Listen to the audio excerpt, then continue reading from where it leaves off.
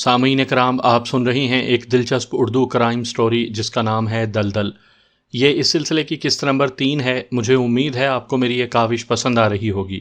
آپ نے اگر ابھی تک میرا چینل کہانی گھر سبسکرائب نہیں کیا تو ابھی تک میرے چینل کو سبسکرائب کر کے بیل نوٹیفیکیشن آن کر لیجئے تاکہ آنے والی ہر نئی کہانی کی اطلاع بر وقت آپ تک پہنچ سکے۔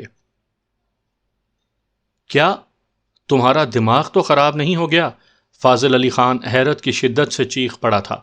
میں سچ کہتا ہوں سیٹھ صاحب، رسیور سے انسپیکٹر حاکم داد کی شرمندہ آواز ابھری۔ تمام سپاہی دھماکے کی آواز سن کر تھانے سے باہر نکلے اور اسے بھی بھاگنے کا موقع مل گیا۔ مگر حوالات کے دروازے کو تو تالا لگا ہوتا ہے جناب۔ فاضل علی کا لہجہ شکوک سے پر تھا۔ جی لگا تو ہوتا ہے، مگر سمجھ نہیں آتی کہ اس نے تالے کو کیسے کھولا۔ ہمیں تو کافی دیر کے بعد اس کے بھاگنے کا پتہ چلا۔ دھماکے میں ہمارا ایک سپاہی شیدہ بھی شہید ہو گیا ہے۔ اس کی وجہ سے بھی افراتفری کچھ زیادہ ہی بن گئی تھی۔ بہرحال ہم جلدی ہی اسے ڈھونڈ نکالیں گے۔ تم اسے ڈھونڈ نکالو گے؟ یہ تو اتنا ہی ناممکن ہے جتنا ہندو کا مسجد میں جانا۔ اب پولیس اتنی بھی گئی گزری نہیں ہے سیٹھ صاحب۔ انسپیکٹر کے لہجے میں شکایت کا عنصر نمایاں تھا۔ کسر نفسی ہے حضور کی، ورنہ اگر حقیقت دیکھی جائے تو اتنی سے بھی کچھ زیادہ گئی گزری ہے۔ فاضل علی نے غصے سے فون کریڈل پر پٹک دیا۔ وہ تھوڑی دیر گہری سوچ میں ڈوبا رہا، پھر ایک نتیجے پر پہنچتے ہوئے اس نے انٹرکام کا ریسیور اٹھایا۔ شیرے کو ہمارے پاس بھیجو۔ دوسری طرف کا جواب سنے بغیر ریسیور رکھ دیا۔ چند لمحے کے بعد شیر خان اس کے سامنے کھڑا تھا۔ شیرے، اسماعیل شاہ حوالات سے بھاگ گیا ہے۔ بھاگ گیا ہے؟ پر کیسے سیٹھ صاحب؟ وہ بھی حیران ہو گیا تھا۔ اس کے متعلق تو خود پولیس والے بھی نہیں جانتے، ہم کیا کہہ سکتے ہیں؟ میرے لیے کیا حکم ہے سیٹھ صاحب؟ یوں کرو، اپنے تمام آدمیوں کو اسماعیل شاہ کی تلاش میں پھیلا دو، خصوصاً لاری اڈوں اور ریلوے اسٹیشن پر گہری نظر رکھنا ہوگی۔ غیر معروف ہوٹل بھی اس ضمن میں سر فہرست رہیں۔ دوسرا، تم خود تھانے جا کر اصل حقیقت جاننے کی کوشش کرو۔ ہمیں تھانے دار کی بات پر اعتماد نہیں ہے اور لگتا ہے پس پردہ کوئی اور کہانی ہے۔ یہ نہ ہو تھانے دار ہمیں ڈبل کراس کر رہا ہو۔ اگر ایسا ہوا تو اس حکم داد کا بندوبست بھی کرنا پڑے گا۔ ٹھیک ہے سیٹھ صاحب، میں سمجھ گیا، تم جا سکتے ہو۔ اور شیرا سلام کہتے ہوئے کمرے سے نکلنے کے لیے مڑا۔ اور ہاں، اپنے آدمیوں کو کہہ دینا کہ اسماعیل شاہ جدھر بھی نظر آئے اسے گرفتار کرنے کے چکر میں نہ پڑے رہیں، بس گولی مار کر ختم کر دیں۔ بعد میں پولیس کے کھاتے میں اس کی ہلاکت ڈال دی جائے گی کہ پولیس مقابلے میں مارا گیا۔ ٹھیک ہے سیٹھ صاحب۔ شیرے نے ایک مرتبہ پھر اسبات میں سر ہلایا اور پھر فاضل کے ہاتھ کا اشارہ پا کر کمرے سے نکل گیا۔ سر، نئے آدمی کے لیے آپ نے کوئی ہدایات جاری نہیں کی؟ مرزا طاہر حسین کے سامنے مؤدبانہ انداز میں بیٹھا ہوا شخص مستفسر ہوا۔ چند دن آرام کرنے دو، پھر ٹریننگ سینٹر بھجوا دینا۔ اسے کس کھاتے میں رکھنا ہے سر؟ تمہارا کیا خیال ہے؟ اس نے الٹا سوال کیا۔ سر، میرا تو خیال ہے اسے خودکش بنا دیتے ہیں۔ ماں باپ مر گئے ہیں، کوئی قریبی رشتہ دار ہے نہیں، اور ایسے لوگ یوں بھی سب معاشرے سے کٹے کٹے اور علیحدہ رہتے ہیں، زندگی سے تنگ اور بیزار۔ مہینہ 2 مہینہ بھاشن سننے کے بعد آسانی سے بارود بھری جیکٹ پہننے کے لیے تیار ہو جائے گا۔ اگر میں کہوں کہ تو احمق ہے تو میری اس بات میں کسی احمق کو ہی اعتراض ہوگا۔ بے وقوف، اس نے ماسٹر کیا ہوا ہے، ان پڑھ جاہل نہیں ہے، ظلم و ناانصافی کا ڈسا ہوا ہے، اپنی جان سے تنگ نہیں آیا۔ وہ اپنے والدین کے قتل کا بدلہ لینا چاہتا ہے، بہن کی بے عزتی کا انتقام لینا چاہتا ہے، اور اسی مقصد کے لیے حوالات سے فرار ہوا ہے، اور اسے تم خودکش بناؤ گے؟ لعنت ہے تم پر۔ سوری سر، میں نے تو اپنا خیال ظاہر کیا تھا۔ میرا دل تمہیں بھیجنے والوں کی عقل پر ماتم کرنے کو چاہتا ہے۔ جانے کیا سوچ کر انہوں نے تیری تقرری کی ہے۔ مجھے سیکھنے کے لیے آپ کے چرنوں میں بھیجا گیا ہے سر۔ سیکھنے کے لیے؟ اور 6 ماہ میں تو نے یہی سیکھا ہے کہ معاشرتی ناہمواری کے شکار M.Com نوجوان کو خودکش بنا دو؟ بے وقوف، ایسے لوگ ہمارے لیے ہیرا ہوتے ہیں، ہیرا، نا تراشیدہ ہیرا۔ ہلکی سی محنت کے بعد ہم اسے اپنے مزاج کے سانچے میں ڈھال سکتے ہیں۔ جی سر، وہ نادم لہجے میں بولا۔ تو پھر اب بتاؤ اسے کس کھاتے ڈالنا چاہیے؟ جو آپ کی اچھا ہو سر۔ اچھا کے بچے، کتنی دفعہ کہا ہے کہ اپنی زبان پر توجہ دو، پہچان لیے جاؤ گے۔ جی سر، وہ بری طرح ہکلا گیا تھا۔ میرا مطلب تھا جو آپ کی مرضی ہو۔ مرزا طاہر حسین چند لمحے خشمگین نظروں سے اس کے چہرے کو تکتا رہا، پھر آہستہ آہستہ اپنے اندرونی ابال پر قابو پاتا ہوا بولا، اچھا سنو، پہلی بات تو یہ ہے کہ اسماعیل شاہ ایک اعلیٰ نسب رکھنے کے باوجود اپنے دین سے کوئی خاص رغبت نہیں رکھتا، نہ تو اسے جنت کا شوق ہے اور نہ ہی جہنم کا خوف، اس لیے دین کے نام پر اسے استعمال کرنے کا خیال دل سے نکال دو۔ دوسری بات یہ کہ وہ پڑھا لکھا ہے، اسے کوئی بھی بات ذہن نشین کروانے کے لیے دلیل کا سہارا لینا پڑے گا، اس کے شکوک و شبہات ایسے انداز میں رفع کرنے پڑیں گے کہ اسے یہ محسوس نہ ہو کہ ہم اس کے سامنے کوئی صفائی پیش کر رہے ہیں۔ تیسری بات، فاضل علی خان اور تھانے دار سے انتقام اس کی زندگی کا مقصد ہے، اور اس کی اسی کمزوری کو بنیاد بنا کر ہم اپنی مروجہ ٹریننگ میں اس کے شوق کو ہوا دے سکتے ہیں۔ اس کے ساتھ یہ بھی ذہن میں رہے کہ فاضل علی خان گو ہماری تنظیم کا بندہ نہیں، مگر اس کا تعلق جس تنظیم سے ہے اس تنظیم کے اور ہمارے مقصد میں کوئی خاص نمایاں فرق نہیں، اس لیے ہماری کوشش تو یہی ہوگی کہ فاضل علی خان حد الوسع اسماعیل شاہ کے انتقام سے بچا رہے تاکہ ہمارے مفادات پر کوئی زد نہ آئے۔ البتہ انسپیکٹر حکمداد کی کوئی بات نہیں، اس جیسے کئی راشی مل جاتے ہیں، بلکہ پولیس میں 95% ایسے ہی لوگ ہیں۔ باقی اسماعیل شاہ ایک غریب جوان ہے جس کی زندگی تشنہ خواہشات، نامکمل آرزوؤں، سلگتے ارمانوں اور پوری نہ ہونے والی تمناؤں کا محور رہی ہے۔ اسے سہولیات، عیاشی اور آسائشوں کا عادی بناؤ، نوابوں والے شوق لگاؤ، شراب اور عورت کا رسیہ بناؤ اور اپنے مطلوبہ نتائج حاصل کرو۔ آیا سمجھ میں کچھ؟ جی سر۔ باقی جہاں تک تعلق ہے اس کی ٹریننگ کا، تو اسے ہر قسم کا اسلحہ چلانے کی سکھلائی کے ساتھ خالی ہاتھ لڑائی بھڑائی میں بھی ماہر کر دو، کیونکہ اسے ہم نے اندرون شہر استعمال کرنا ہے۔ پڑھے لکھوں کی ضرورت یہاں پر زیادہ ہے، اور اس کے علاوہ میں نے ایک مستقل ممبر کے طور پر اس کا انتخاب کیا ہے کہ وہ جسمانی لحاظ سے بھی مضبوط ہے اور پڑھا لکھا بھی، اسی لیے تو اس کا معاملہ میں نے تیرے اوپر نہیں چھوڑا۔ اس میں تو کوئی شک نہیں سر کہ آپ کی طرح صفائی سے کام کرنا ہر کسی کے بس کی بات نہیں۔ اس کا لہجہ خوش آمدانہ تھا۔ ہفتے کو اسماعیل شاہ کو ٹریننگ سینٹر بھجوا دو، اور بھجوانے سے پہلے اسے مجھ سے ضرور ملوانا۔ اب تم جا سکتے ہو۔ مرزا طاہر حسین نے اسے جانے کا اشارہ کیا اور خود صوفے سے ٹیک لگا کر آنکھیں بند کر لیں۔ آ جاؤ، دروازے پر ہونے والی ہلکی سی ٹھک ٹھک کے جواب میں فاضل علی بآواز بلند بولا۔ دروازہ کھول کر شیر خان اندر داخل ہو گیا۔ سلام سیٹھ صاحب، کچھ پتہ چلا اس کے بارے؟ فاضل خان نے بے صبری سے پوچھا۔ سیٹھ صاحب، تمام لاری اڈوں پر میں نے اپنے آدمی بھجوا دیے ہیں، ریلوے اسٹیشن اور مقامی بس۔ ہمیں بکواس سننے کی عادت نہیں ہے شیر خان، مطلب کی بات کرو۔ کیا اس کا پتہ چلا؟ نہیں سیٹھ صاحب، اس کا مطلب ہے ہم نے ہڈ حرام پالے ہوئے ہیں جو ایک ایسے اناڑی جوان کو بھی تلاش نہیں کر سکتے جو مجرم کی الف بے سے بھی نا واقف ہے۔ سیٹھ صاحب، زیادہ دن چھپا نہیں رہ سکتا۔ فاضل علی کا خراب موڈ دیکھ کر شیر خان کا رنگ پیلا پڑ گیا تھا۔ شیرے، ہمیں اس جوان سے کوئی خوف نہیں، اگر وہ بالکل نہ ملے تب بھی ہمارا کچھ نہیں بگڑے گا، لیکن تم لوگوں کی صلاحیتوں کو دیکھ کر ہم پریشان ہیں۔ یہ ہے تمہاری کارکردگی، آئندہ ہم تم سے کیا امید رکھیں؟ سیٹھ صاحب، جہاں تک میرا اندازہ ہے وہ ابھی تک اس شہر سے نہیں نکل سکا، اور اندرون شہر کسی جگہ روپوش ہے، لیکن کب تک چھپا رہے گا؟ جس دن بھی باہر نکلا کتے کی موت مارا جائے گا۔ اس کے جاننے والے تو ہوں گے، ان کے گھروں کو کنگال لینا تھا۔ اس کے جاننے والے تو بس اس کے پڑوسی وغیرہ تھے، اور اس کے محلے میں نے 2 بندے بھجوائے تھے، دونوں ناکام واپس آئے ہیں۔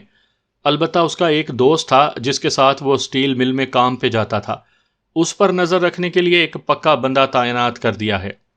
نظر رکھنے کو چھوڑو جناب، اسے اٹھا کر لے آؤ۔ یہ جاسوسی وغیرہ ایجنسیوں کے ساتھ بھلی لگتی ہے، ہم تو سیدھے سادے بندے ہیں، اس اٹکلیوں میں نہیں پڑنا چاہتے۔ ٹھیک ہے سیٹھ صاحب، اسے آج ہی اٹھوا لیتا ہوں۔ اور تجھے تھانے دار کے بارے میں کہا تھا کہ پتہ کرنا ہے کہ کہیں قیدی کو فرار کروانے میں اس کی کوئی ملی بھگت تو نہیں؟ اس بارے میں نے معلوم کر لیا تھا سیٹھ صاحب، اسے بھگانے میں تھانے دار کا ہاتھ نہیں۔ البتہ جس دن وہ بھاگا اس دن اور اس سے 1 دن پہلے کوئی سلیم الحسن نامی شخص اس سے ملنے آیا تھا، اور تھانے دار نے دونوں دفعہ سلیم الحسن کو قیدی سے ملنے کی اجازت دی تھی۔ سلیم الحسن؟ فاضل علی ذہن پر زور دینے لگا۔ کیا تم اس نام کے کسی بندے سے واقف ہو؟ نہیں جناب، شیر خان نے انکار میں سر ہلایا۔ اس کا حلیہ کیسا تھا؟ جینٹل مین ٹائپ بندہ تھا، لباس سے بھی کھاتے پیتے گھرانے کا لگتا تھا۔ البتہ اس کے حلیے میں کوئی ایسی انفرادیت نہیں تھی جس سے اس کی پہچان آسانی سے ہو سکے۔ آنکھوں پر اینک لگاتا ہے، اور یہ بھی کوئی منفرد چیز نہیں، آج کل تو لوگوں نے یوں بھی اینک کو فیشن کے طور پر اپنایا ہوا ہے۔ یہ معلومات تمہیں کس سے ملی ہیں؟ منظور حسین سے، وہ ہمارا پکا آدمی ہے۔ تھانے دار کے بارے میں کیا خیال ہے؟ کیا وہ سلیم الحسن نامی شخص سے واقف ہے؟ نہیں سیٹھ صاحب، شیر خان کا جواب نفی میں تھا۔ وہ خود در پردہ اس سلیم الحسن کی تلاش میں ہے۔ ٹھیک ہے، تم جاؤ اور اس کے ساتھی کو ذرا اپنے انداز میں مل لو، شاید وہ اس کے بارے میں کوئی علم رکھتا ہو۔ اسے آپ سے ملوانے کے لیے لانا ہے؟ نہیں، ہم اتنے فارغ نہیں کہ ہر ایرے غیرے سے ملتے رہیں۔ تم خود کس مرض کی دوا ہو؟ پکڑو اسے، پوچھو۔ اگر نہیں بتلاتا تو پھینٹی لگاؤ۔ ویسے بھی کبھی کبھار ایک آدھ بندے کو پھینٹی لگا دیا کرو، اس طرح ایک تو روب بنا رہتا ہے، دوسرا لوگوں کو ہماری پہچان ہو جاتی ہے، ورنہ تو لوگ ہم سے ڈرنا چھوڑ دیں گے۔ ٹھیک ہے سیٹھ صاحب، شیرے نے خوشی سے دانت نکالے۔ مظلوموں اور کمزوروں کو ستانا، ان پر روب جھاڑنا، یوں بھی اس کا دل پسند مشغلہ تھا، اور اب تو سونے پہ سہاگا اسے مالک کی طرف سے اس کا حکم مل گیا تھا۔ اور ہاں، بیبی کے ساتھ مزید 2 گارڈز کا اضافہ کر دو۔ پہلے 2 محافظ تھے نا اس کے ساتھ؟ جی جناب۔ تو اب 4 محافظ اسے کالج چھوڑنے جایا کریں گے۔ شیرے نے پوچھا، امان بخش اور سانول کے ساتھ اور کس کو چھوٹی بیبی کے خدمت پر مامور کرنا ہے؟ انور اور سچل کو کر دو۔ اور کوئی حکم سیٹھ صاحب؟ نہیں، بس اسماعیل شاہ کے دوست سے پوچھ گچھ کر کے ہمیں اطلاع دو۔ شیر خان جی سیٹھ صاحب کہتے ہوئے وہاں سے باہر نکل گیا۔ پرانے کپڑے، پھٹے ہوئے جوتے اور عسرت زدہ چہرہ لیے سبزی کا ٹھیلا دھکیلتا جوان حلیے سے سبزی بیچنے سے زیادہ بھیک مانگنے والا دکھائی دیتا تھا۔ اس تاثر میں بڑا ہاتھ اس کے کپڑوں کے بوسیدہ پن سے زیادہ میلے پن میں تھا۔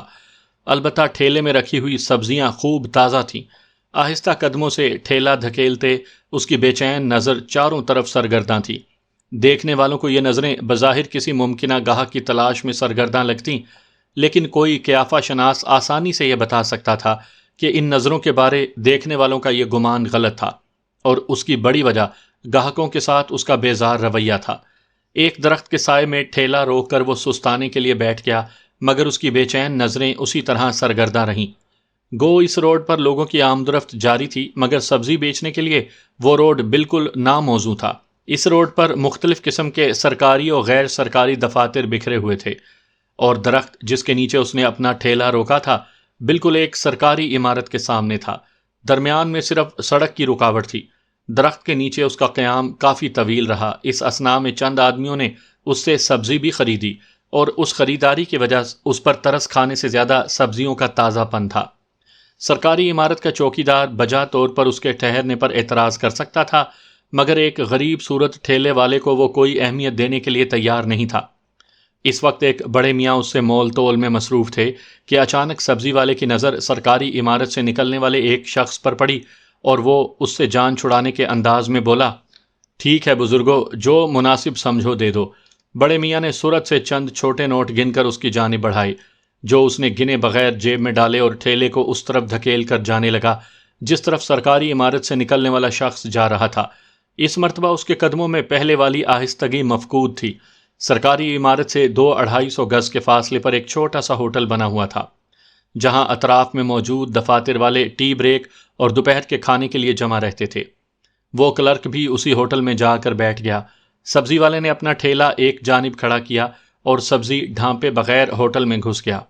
وہ کوئی اعلیٰ طبقے کا ہوٹل تو تھا نہیں، اس لیے اس کے حلیے پر کسی نے توجہ نہ دی۔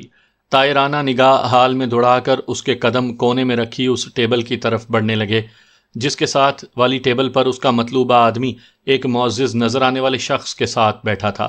کرسی سنبھال کر اس نے ہوٹل کے بیرے کی جانب ہاتھ لہرایا جو ایک نو عمر لڑکا تھا۔ جی بابو جی۔ ہوٹل میں چونکہ کثرت سے کلرک حاضر رہتے تھے، اس وجہ سے بیرے کی زبان سے بھی ہر ایک کے لیے بابو کا لفظ نکلتا تھا۔ کچھ کھانے کو لاؤ۔ مینیو پوچھے بغیر اس نے آرڈر دیا۔ کیا لاؤں؟ بیرا پوچھنے پر مصر ہوا۔ گوشت لے آؤ۔ اس نے جان چھڑائی۔ اس کی ساری توجہ ساتھ والی میز پر بیٹھے آدمیوں کی گفتگو سننے پر تھی۔ استاد ایک گوشت لگا۔ بیرے نے وہیں سے چلا کر اس کا آرڈر دہرایا اور دوسری میز پر بیٹھنے والے نئے گاہک کی طرف بڑھ گیا۔ نہیں جی، یہ رقم تو بہت کم ہے۔ اس کی سماعتوں میں سرکاری آفس سے نکلنے والے شخص کی مدھم آواز گونجی جو کہ یقیناً ایک کلرک تھا۔ جواباً دوسرا بندہ کچھ بولا مگر ایک تو وہ اس سے تھوڑی دور بیٹھا تھا اور دوسرا ہوٹل میں گونجنے والی باتوں کی آواز کی وجہ سے وہ اس کی بات سننے میں کامیاب نہ ہو سکا۔ ٹھیک ہے، آپ اس سے ڈیل کر لیں۔ وہ دوبارہ کلرک کی آواز ہی سن پایا تھا۔ سبزی والے نے جیب سے ایک پرانا سا موبائل نکالا اور میسج لکھنے لگا، مگر اس کا انداز ایسا تھا کہ دور سے دیکھنے والے کو وہ نمبر ڈائل کرتا ہوا لگتا۔ 10 منٹ میں .5 پر پہنچو، مختصر سا SMS لکھ کر اس نے سینڈ کر دیا اور موبائل جیب میں ڈال کر اس کی توجہ دوبارہ اپنے مطلوبہ افراد کی گفتگو کی طرف ہو گئی۔ اسی وقت بیرے نے اس کے سامنے کھانا لا کر رکھ دیا۔ کھانے کے دوران بھی وہ کلرک اور اس کے سامنے بیٹھے ادھیڑ عمر کے معزز شخص کی باتوں کی طرف متوجہ رہا۔ اس کا کھانا ختم کرنے تک وہ اپنی گفتگو سے کسی نتیجے پر پہنچ چکے تھے۔ تو پھر پرسوں کنفرم ہو گیا؟ اس مرتبہ معزز شخص دانستہ کچھ زور سے بولا تھا، جو اس نے آسانی سے سن لیا۔ کنفرم نہیں، البتہ کوشش کروں گا۔ اس معزز نظر آنے والے شخص نے دوبارہ کچھ کہا جو اسے سنائی تو نہ دیا، البتہ اس دفعہ کلرک کا جواب اثبات میں تھا۔ اس نے کہا، ہاں یہ ٹھیک ہے۔ اس کے بعد کھانے کے اختتام تک ان کے درمیان خاموشی چھائی رہی۔ سبزی والے نے ان سے پہلے کھانا کھا لیا تھا، مگر مزید کچھ سنگن لینے کی لالچ میں وہ اپنی سیٹ پر ٹکا رہا، اور پھر جیسے ہی وہ دونوں کھا پی کر اٹھنے لگے، سبزی والا بھی جلدی سے کاؤنٹر کی طرف بڑھ گیا۔ بل ادا کر کے جب وہ باہر نکلا تو ٹھیلے کے ساتھ ایک موٹر سائیکل سوار اس کے انتظار میں کھڑا تھا۔ وہ سبزی خریدنے کا خواہش مند نظر آتا تھا۔ ٹماٹر کیسے کلو ہیں بھائی؟ اس کے نزدیک پہنچتے ہی اس نے پوچھا۔ جواباً وہ آہستگی سے بولا، سفید کاٹن کے کپڑوں میں ہے، سر پہ سندھی ٹوپی رکھی ہے۔ 50 روپے کلو؟ دماغ تو ٹھیک ہے، موٹر سائیکل سوار نے زور سے کہا۔ اس کی جگہ دیکھ کر بیٹھک میں پہنچو، وہاں نگرانی کے لیے عمران کو مقرر کر دینا۔ سبزی والا اس انداز میں بولا کہ دور سے دیکھنے والے کو وہ سبزی کا ریٹ بتاتا ہوا لگ رہا تھا۔ 20 روپے سے 1 روپیہ زیادہ نہیں دوں گا۔ موٹر سائیکل سوار کے انداز سے یوں دکھائی دیا جیسے وہ سبزی والے پر سخت خفا ہو۔ وہ سرخ گاڑی میں بیٹھ رہا ہے، اپنے پاس رکھو اپنے اعلیٰ نسل کے ٹماٹر۔ ٹماٹر نہ ہوئے گھوڑے ہو گئے۔ اور پھر سرخ گاڑی کے روانہ ہوتے ہی اس نے موٹر سائیکل کو کک لگائی اور کار کے پیچھے روانہ ہو گیا، جبکہ ٹھیلے والا آہستہ روی سے سرکاری دفاتر کی عمارت سے مخالف سمت میں چل پڑا۔ اس کا کام ختم ہو چکا تھا۔ اس دن شکیل اوور ٹائم کی وجہ سے تھوڑا لیٹ ہو گیا تھا، اس لیے جس وقت وہ اپنی گلی میں مڑا شام کی اذانیں شروع ہو چکی تھیں، مگر ایسا چونکہ اس کے ساتھ وقتاً فوقتاً ہوتا رہتا تھا، اس لیے اس کی رفتار معمول کے مطابق تھی۔ ابھی تک وہ گھر سے 50-60 گز دور ہی تھا کہ ایک کار اس کے قریب سے گزر کر اس کے آگے کھڑی ہو گئی۔ اسے کار والے کی حرکت بہت ناگوار گزری، مگر وہ امن پسند آدمی تھا، کسی سے الجھنا اسے آتا نہیں تھا۔ وہ کار کی سائیڈ سے ہو کر گزرنے ہی لگا۔ اسی وقت کار سے 2 آدمی نکلے۔ ایک اس سے مخاطب ہوا، بھائی صاحب بات سنیں۔ جی۔ وہ اس کے قریب ہوا۔ اسے جانتے ہو؟ اس آدمی نے جیب سے پستول نکال کر شکیل سے دریافت کیا۔ کیا مطلب ہے آپ کا؟ پستول دیکھ کر وہ گھبرا گیا۔ کار میں بیٹھ جاؤ، اگر شور مچانے کی کوشش کی تو تمہاری زندگی کی آخری آواز ہوگی۔ بھائی صاحب میں تو غریب سا بندہ ہوں، مجھے… اوئے غریب کے مامے، تمہیں کہا ہے چپ کر کے کار میں بیٹھ جا۔ پستول والے نے اس کی بات پوری نہیں ہونے دی تھی۔ اس نے دوبارہ کچھ کہنا چاہا، میں جی، مگر پستول والے نے اس کے گریبان سے پکڑ کر کار کی طرف کھینچا اور گھسیٹ کر کار کی پچھلی نشست پر دھکیلا۔ میرا خیال ہے تجھے میری زبان کی سمجھ نہیں آئی، مجھے معاف کر دو، میں… ابے چپ! اس نے پستول کی نال اس کے منہ میں گھسیڑی اور شکیل کی زبان کو بریک لگ گئی۔ ڈرائیور نے کار آگے بڑھا دی تھی، شکیل کو انہوں نے پچھلی نشست پر اپنے درمیان میں بٹھا لیا۔ شکیل کا دل بری طرح سے دھڑک رہا تھا۔ اس قسم کا حادثہ اس کے ساتھ پہلی دفعہ پیش آیا تھا اور وہ اس کی توجیہ کرنے سے قاصر تھا۔ کہاں جانا ہے؟ روڈ پر آتے ہی ڈرائیور مستفسر ہوا۔ سائیں شیر خان کے ڈیرے پر۔ اس مرتبہ بھی پستول والا ہی بولا تھا اور کار والا اسبات میں سر ہلا کر خاموش رہا۔ 20-25 منٹ کی ڈرائیونگ کے بعد کار ایک درمیانے سے مکان کے سامنے جا رکی۔ کار کا ہارن سن کر گیٹ کھل گیا۔ چند لمحے بعد وہ شکیل کو لیے ایک بڑے سے کمرے میں داخل ہوئے۔ سلام سائیں۔ کمرے میں شیر خان اکیلا تھا۔ یہی ہے سید اسماعیل شاہ کا دوست؟ شیر خان نے طنزیہ لہجے میں پوچھا۔ جی سائیں۔ اس نے شکیل سے پوچھا۔ ہاں بھئی بچونگڑے، کہاں چھپا کے رکھا ہے اسے؟ کس کو سرکار؟ شکیل کی زبان لڑکھڑانے لگی۔ اپنی بہن کے خصم کو۔ پستول والے نے اسے کولوں پر لات رسید کی۔ وہ اچھل کر شیر خان کے قدموں میں جا گرا۔ سچل میاں، آرام سے، دیکھو غریب نیچے گر گیا ہے۔ یہ بڑا گھنا ہے سائیں جی، ایسے لوگ لاتوں کے بھوت ہوتے ہیں، باتیں ان کے سر سے گزرتی ہیں۔ خدا قسم سرکار مجھے نہیں پتا آپ کس کے متعلق پوچھتے ہیں۔ شکیل کھڑا ہو گیا، خوف سے اس کی ٹانگیں کانپنے لگ گئی تھیں۔ اسماعیل شاہ کہاں ہے؟ اسماعیل شاہ جانتے ہو اسے؟ شیر خان نے وضاحت کی۔ جی سرکار جانتا ہوں، وہ حوالات میں ہے۔ شکیل کے لہجے میں موجود سچائی شیر خان سے مخفی نہ رہ سکی، مگر فاضل خان کی ہدایات کے مطابق اس نے شکیل کی پٹائی کروانی مناسب سمجھی۔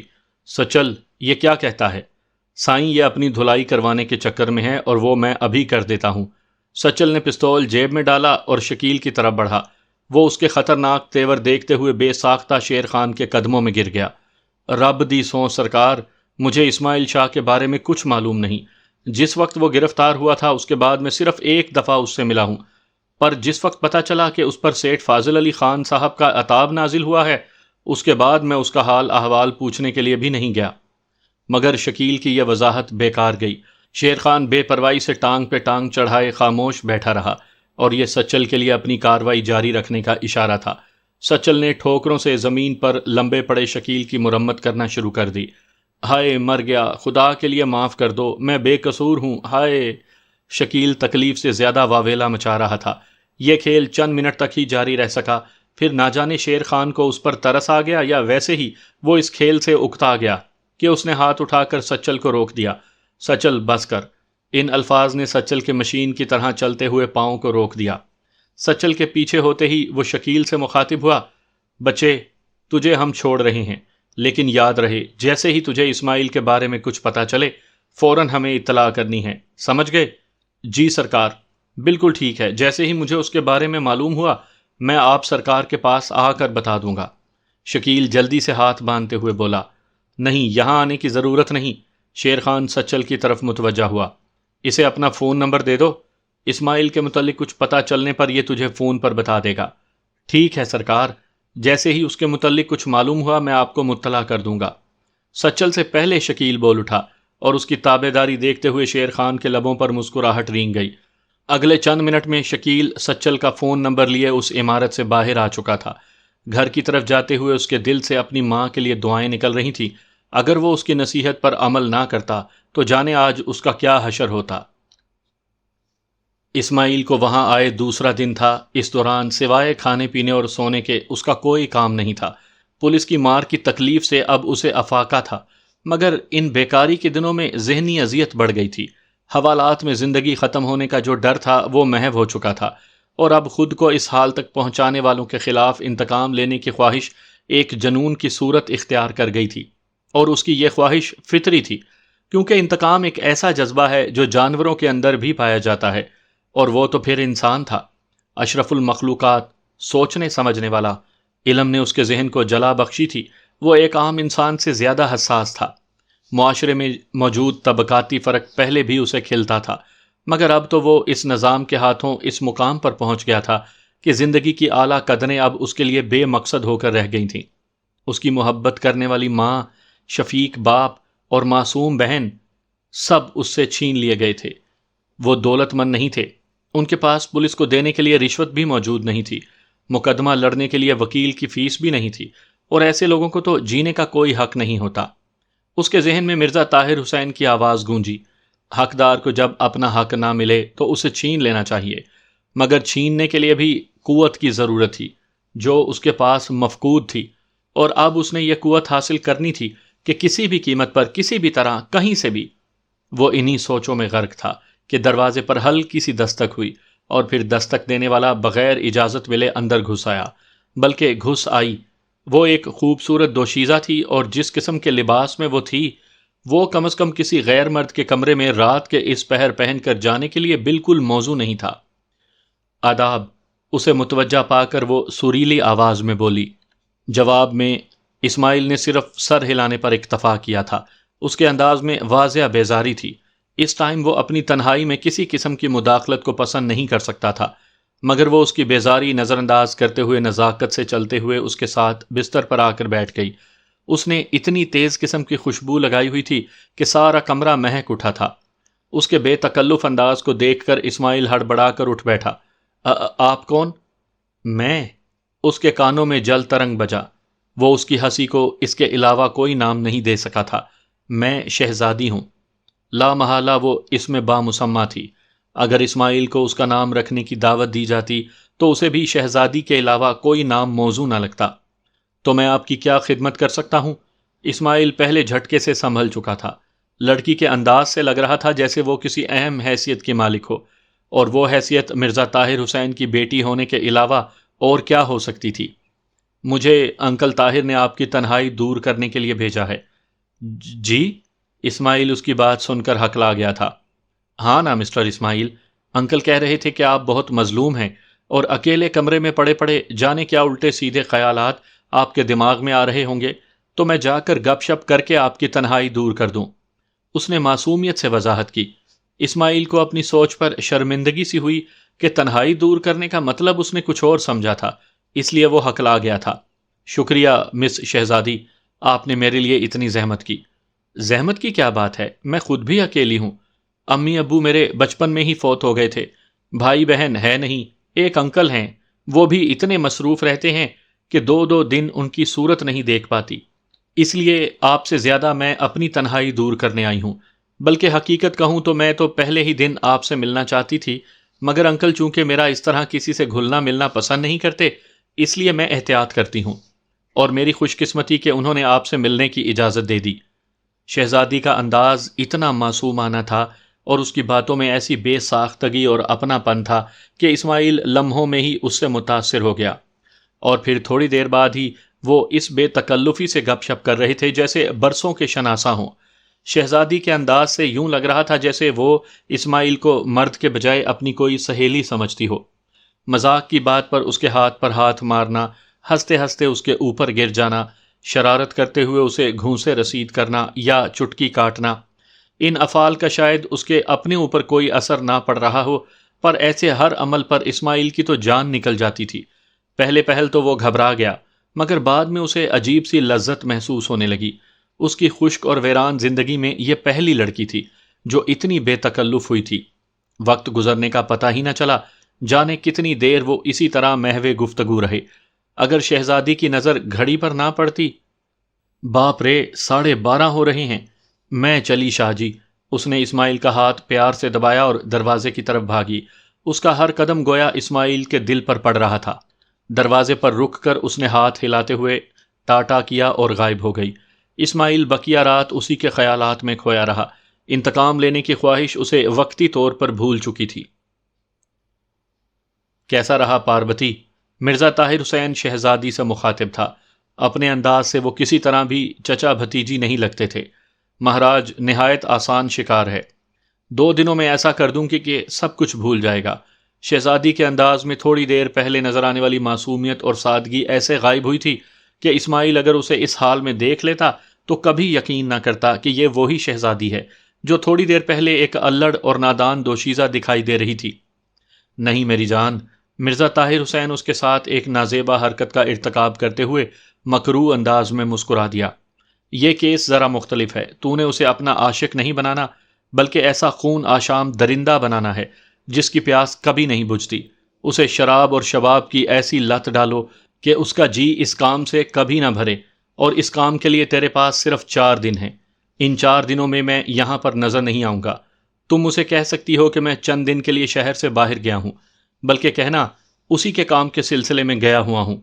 مطلب پہلی مرتبہ مجھے دل پسند کام کرنے کو مل رہا ہے۔ پاربتی کا انداز سراسر کسی بازاری عورت کا سا تھا۔ پہلے تو عمر رسیدہ مریل اور ایسے بھوکے بھیڑیے میرے حصے میں آتے تھے جن کی صرف آنکھوں میں ہی بھوک ہوتی تھی، جو آگ لگانا تو جانتے پر آگ بجھانا ان کے بس سے باہر ہوتا تھا۔ اس کے لیے خاکسار جو موجود تھا، مرزا طاہر حسین نے ہوس بھرے لہجے میں کہتے ہوئے اسے اپنی آغوش میں کھینچا۔ اس ٹائم تو مہاراج جانے کہاں ہوتے ہیں۔ وہ اس کی آغوش میں لیٹ گئی۔ مرزا طاہر حسین کا پاربتی کو اس ٹائم بلانے کا مقصد اسماعیل کے بارے میں کچھ ہدایات دینے کا تھا، مگر پاربتی کی ادائیں اتنی مسحور کن تھیں کہ اس نے مجبوراً ان ہدایات کو کچھ دیر کے لیے مؤخر کر دینے کا فیصلہ کر لیا۔ اس کے ہاتھوں کی گستاخیاں بڑھتی گئیں اور ان حرکات کا اختتام لازماً جذبات کی انتہا پر ہونا تھا، مگر اچانک اس کے سیل فون کی گھنٹی بجی۔ حیوانی خواہشات کے تند و تیز ریلے میں موبائل کی گھنٹی اسے کسی بدروح کی آواز محسوس ہوئی تھی۔ کال منقطع کرنے کے لیے اس نے جیب سے سیل فون نکالا، لیکن سکرین پر چمکتے نمبر کو دیکھ کر اس کا انگوٹھا خود بخود کال ریسیو کرنے والے بٹن کی طرف بڑھ گیا۔ یس، پاشا بول رہا ہوں۔ سر، خادم حسین نظروں میں آ گیا ہے۔ CIA یعنی کاؤنٹر انٹیلیجنس اس کی نگرانی کر رہی ہے۔ دوسری جانب سے بولنے والے نے اپنا تعارف کروائے بغیر رپورٹ پیش کی۔ کیا؟ پاربتی کو اپنی آغوش سے دھکیلتے ہوئے وہ بے ساختہ اٹھ کھڑا ہوا۔ سچ کہہ رہا ہوں سر، رات کے اس ٹائم بھی خادم حسین کے گھر کے سامنے CIA کا اہلکار نگرانی کے لیے موجود ہے۔ یہ الو کا پٹھا کیسے نظروں میں آ گیا؟ اور تمہیں کس ٹائم پتہ چلا؟ تھوڑی دیر پہلے ہی پتہ چلا ہے، اور کنفرم کرنے کے بعد آپ کو اطلاع دے رہا ہوں۔ کچھ اندازہ ہے یہ کب سے CIA کی نظروں میں ہے؟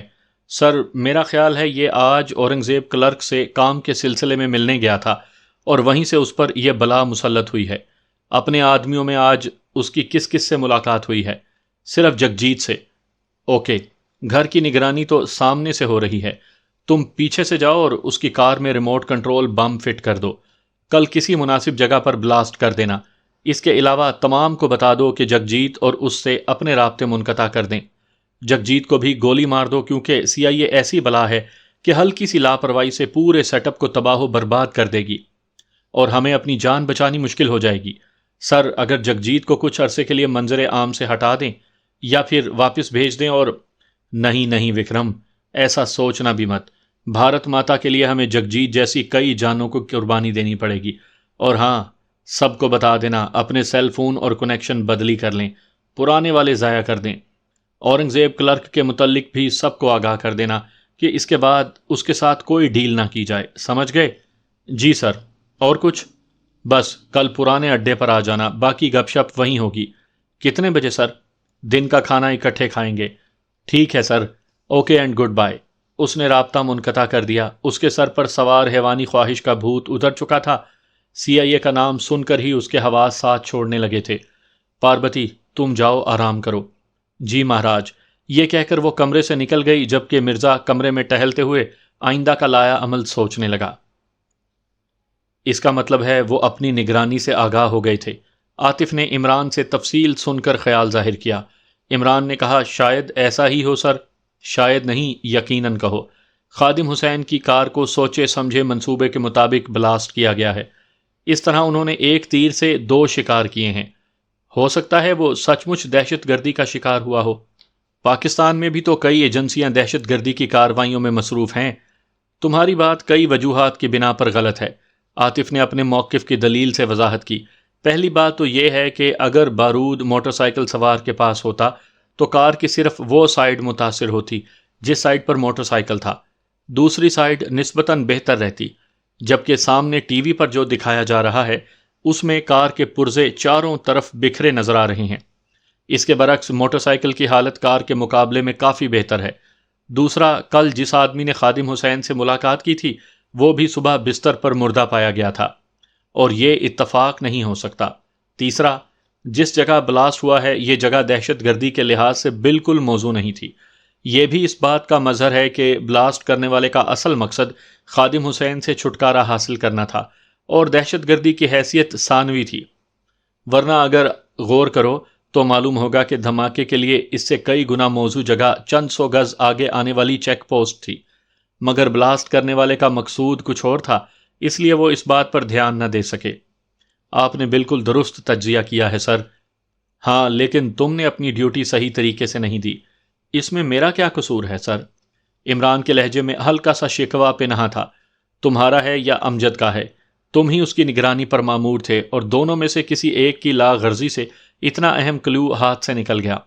اورنگزیب کلرک بھی تو ہے نا سر، اس کے پاس ذرا سی بھی معلومات ان کے خلاف مل سکتی تو وہ آج تجھے زندہ نظر نہ آتا۔ سوری سر، میں شرمندہ ہوں۔ سوری کی ضرورت نہیں، آئندہ خیال رکھنا۔ امجد کو بھی اس بارے میں بریف کر دینا، اور آج اورنگزیب کلرک کو چھٹی کے بعد لے آؤ تاکہ اس کی مزاج پرسی کر لیں۔ تھوڑی دیر پہلے تو آپ کہہ رہے تھے کہ اس سے کچھ حاصل ہونے کی امید نہیں۔ وہ میں نے دشمن کے نقطۂ نظر کی بات کی تھی۔ ہو سکتا ہے اتنی چالاکی کے باوجود ان سے کوئی غلطی سرزد ہو گئی ہو، اور پھر اورنگزیب کو بھی تو آزاد نہیں چھوڑا جا سکتا۔ وہ اس پاک دھرتی کا مجرم ہے۔ ایسے غلیظوں سے جتنی جلدی یہ دھرتی پاک ہو گئی اتنا ہی بہتر ہوگا۔ پہلے تو اسے چارے کے طور پر استعمال کرنے کی وجہ سے ڈھیل دے رکھی تھی، اب تو مشکل ہے کہ دشمنوں کا یہ گروپ اس کا رخ کرے، اور کسی دوسرے گروپ کی امید میں ہم اپنی نگرانی جاری نہیں رکھ سکتے۔ تو اس کے ساتھ کیا کریں گے؟ وہی جو مجرموں کے ساتھ کرتے ہیں۔ ٹھیک ہے سر۔ عمران جانے کے ارادے سے اٹھ کھڑا ہوا۔ اوکے۔ عاطف نے اس بات میں سر ہلایا۔ اس کے جانے کے تھوڑی دیر بعد وہ بھی کپڑے بدل کر باہر چل دیا۔ اس کے پرانے اور میلے کچیلے کپڑوں نے اس کی وجاہت کو کافی حد تک کم کر دیا تھا، اور پھر سبزی کے ٹھیلے نے رہی صحیح کسر پوری کر دی۔ اٹھو نا، ابھی تک سوئے ہوئے ہو؟ پاربتی نے اسماعیل کو جھنجھوڑتے ہوئے کہا۔ وہ رات اس کے جانے کے کافی دیر بعد تک جاگتا رہا تھا۔ صبح کی اذانوں کے قریب اس کی آنکھ لگی تھی، اس لیے گہری نیند میں تھا، مگر پاربتی کی سریلی آواز سن کر اس کی نیند لمحوں میں رخصت ہو گئی۔ او سوری، وہ گھڑی کی طرف دیکھ کر نادم لہجے میں بولا۔ اصل میں رات کو آپ کے جانے کے بعد بھی میں کافی دیر تک نہیں سو سکا۔ کیوں؟ کیا میری صورت اتنی بری ہے کہ آپ کی نیند ہی اڑ گئی؟ نہیں نہیں، آپ تو ماشاءاللہ لاکھوں میں ایک ہیں، نیند تو بس ویسے ہی نہیں آ رہی تھی۔ چل جھوٹے، وہ اس کی چٹکی کاٹتے ہوئے بولی۔ اتنی خوبصورت ہوتی تو میرے کئی چاہنے والے ہوتے۔ کیا کسی نے آپ کی چاہت کو ٹھکرایا ہے؟ ہاں نا۔ اس نے بیڈ پر بیٹھ کر اسماعیل کے کندھے سے سر ٹکا دیا۔ کس نے؟ اسماعیل کے لہجے میں بے چینی تھی۔ ہے ایک، کل رات اس سے ملاقات ہوئی اور نیند ہی اڑ گئی، جبکہ وہ 11 بجے اٹھ کر کہہ رہا ہے مجھے نیند نہیں آ رہی تھی۔ پاربتی کے لہجے میں معصومیت کوٹ کوٹ کر بھری تھی۔ کیا کہہ رہی ہیں آپ؟ صحیح کہہ رہی ہوں شاہ جی، تم پہلے دن سے ہی میرے من میں اتر گئے ہو۔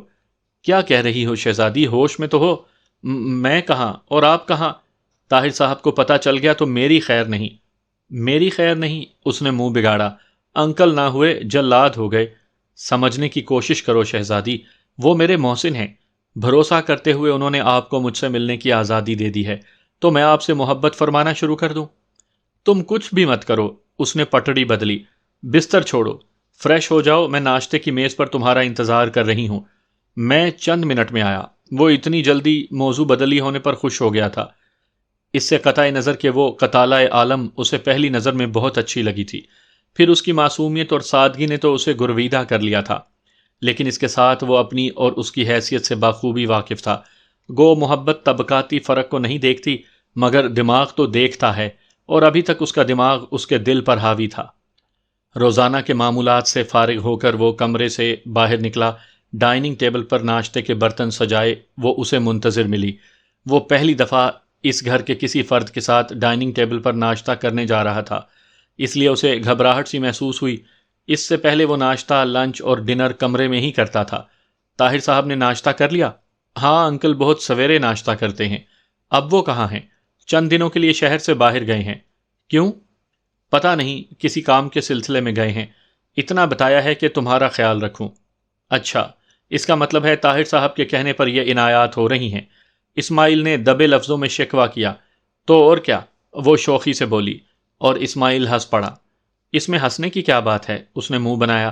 آپ کو اعتراض ہے تو نہیں ہنستا؟ وہ سر جھکا کر ناشتہ کرنے لگا۔ اوئے، ناراض ہو گئے کیا؟ قریب آ کر اس کے کندھے پر ٹھوڑی ٹکاتے ہوئے بولی، سوری، میں تو مذاق کر رہی تھی۔ وہ بوکھلا گیا۔ آپ بیٹھے نا پلیز، میں خفا نہیں ہوں۔ نہیں، میں یہیں ٹھیک ہوں۔ اس کی شوخی لوٹ آئی۔ پلیز شہزادی صاحبہ، کوئی دیکھ لے گا، اور اگر طاہر صاحب کو پتہ چل گیا تو میری شامت آ جائے گی۔ گھر میں کوئی ہوگا تو دیکھے گا نا۔ کیا مطلب؟ مطلب یہ کہ میں نے سب ملازموں کو کہہ دیا ہے کہ جب تک میں نہ بلاؤں وہ اپنے کوارٹرز تک محدود رہیں۔ کیوں؟ بس ویسے ہی، اور تم ناشتہ تو کرو۔ بس کر لیا۔ وہ کھڑا ہو گیا۔ شہزادی کی قربت سے عجیب قسم کی خواہشات اس کے بدن میں ہلکورے لینے لگی تھی، اور اس کا علاج شہزادی سے جسمانی طور پر دور رہنے میں تھا، مگر وہ غریب یہ نہیں جانتا تھا کہ اس کا واسطہ ایک شاطر اور عیار عورت سے پڑا تھا، جس کی ساری ادائیں سادگی اور معصومیت میں لپٹی ہوئی تھیں۔ وہ اس کی دلی کیفیت کو اچھی طرح جانتے ہوئے بھی انجان بنی ہوئی تھی۔ پھر چلو تمہیں اپنا کمرہ دکھاؤں؟ وہ اسے اپنے بیڈ روم میں لے آئی۔ بیڈ روم میں عجیب قسم کی بھینی بھینی خوشبو چھائی ہوئی تھی۔ کمرے کی سجاوٹ دیکھ کر تو اسماعیل کی آنکھیں پھٹنے کے قریب ہو گئی تھیں۔ پسند آیا میرا کمرہ؟ بہت اچھا ہے، بلکہ کچھ زیادہ ہی اچھا ہے، وہ صاف گوئی سے بولا۔ اچھا بیٹھو، تمہیں فلم دکھاتی ہوں۔ وہ اسے کمرے کے وسط میں پڑے جہازی سائز کے گول بیڈ پر دھکیلتے ہوئے بولی۔ فلم؟ ہاں جی فلم. میں انڈین فلمیں بڑے شوق سے دیکھتی ہوں، اور جب تک انکل نہیں آ جاتے 3 4 دن تمہیں بھی میرے ساتھ دیکھنی پڑیں گی. مگر میں نے اس سے پہلے کبھی فلم نہیں دیکھی، تو آج سے دیکھنا شروع کر دو. اتنی اچھی تو ہوتی ہیں. وہ ٹی وی آن کر کے اس کے ساتھ آ بیٹھی. تھوڑی دیر کے بعد ہی وہ فلم کے رومانٹک مناظر میں گم تھا، اور پھر اسے پتہ ہی نہ چلا کہ جانے کس وقت اس نے ہیرو کی اور شہزادی نے ہیروئن کی جگہ سنبھال لی. اس کے دماغ نے ہلکا سا احتجاج کیا، مگر پاربتی جیسی گھاگ عورت نے اس کی ایک نہ چلنے دی، اور اسے ان جہانوں کی سیر کو لے گئی جس کے بارے میں اس نے کبھی خواب میں بھی نہیں سوچا تھا.